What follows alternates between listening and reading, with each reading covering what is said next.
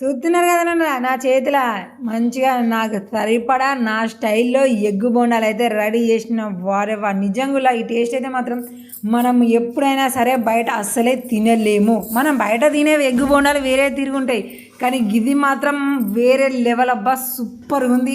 అది నా స్టైల్లో చేసిన మీకు కూడా ఒకసారి చూపిస్తాను. నష్టం మాత్రం ట్రై చేయలేలా. మెయిన్గా మీ ఇంటికి ఎవరైనా చుట్టాలు వచ్చినప్పుడు ఇట్లాంటి కొత్త రకం వంటలు చేసి పెట్టిల్లనుకోండి సూపర్గా ఉంటుంది.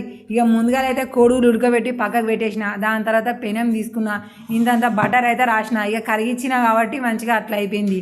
దాని మీద కొంచెం అంత నూనె పొట్టేసి దాంట్లో ఇంతంత కారపొడి ఉప్పు వేసి మాడకుండా అటు ఇటు అన్న, బాగా మాడింది అనుకోండి మొత్తం ఖరాబ్ అవుతుంది.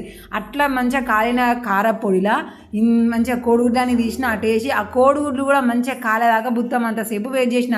ఇక ఈ వంట చేసేటప్పుడు అయితే మాత్రం మంట పెద్దగా పెట్టకులి, బొగ్గుమని మాడిపోయి బొగ్గు అవుతుంది. చిన్న మంట మీద ఇవన్నీ కాలేదాకా వెయిట్ చేయాలి.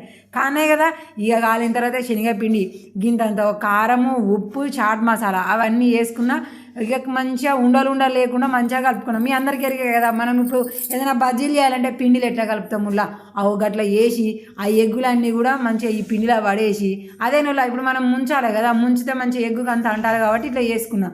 అసలుకైతే ఇది పుల్లతో తీసి నూనెలో వేయాలి, కానీ దబ్బున పుల్ల మిస్ అయితే ఏడం నూనె మీద పడుతుందని భయానికి చెయ్యి కాలిన మధ్యానికి ఇక చేయితోనే ముంచుడు నూనె లేసుడు, ముంచుడు నూనె లేసుడు. గంటే నువ్వు ఇక ఇది మంచిగా రెండు పక్కల కాలేదాకా నిదానంగా ఓపిగా పెట్టేసినాం అనుకోండి సూపర్గా కాలుతాయి. కానీ తీసి పక్కకు పెట్టేసి జర్ర అంతా చల్లగయ్యేదాకా ఒక 2 నిమిషాలు వెయిట్ చేసినాం అనుకోండి, వారెవ్వా లోపల మనకి ఆ ఎగ్గు పైన మంచిగా కారపొడి మసాలా మంచిగా కాలింది, దానిపైన మనందరికీ ఇష్టమైన ఫేవరెట్ శనగపిండి, వారెవ్వా ఇక ఈ మూడింటి కాంబినేషన్తో పొద్దుగాలనే తింటూ ఉంటే ఎగ్గు బోండా ఎంత బాగుందంటే అంత బాగుందిలా. ఇప్పుడు అందరూ ఏదో బోండాలు ఎత్తున్నారు, కానీ అసలు ఎగ్గు బోండాలు వేసుడే మర్చిపోయారు.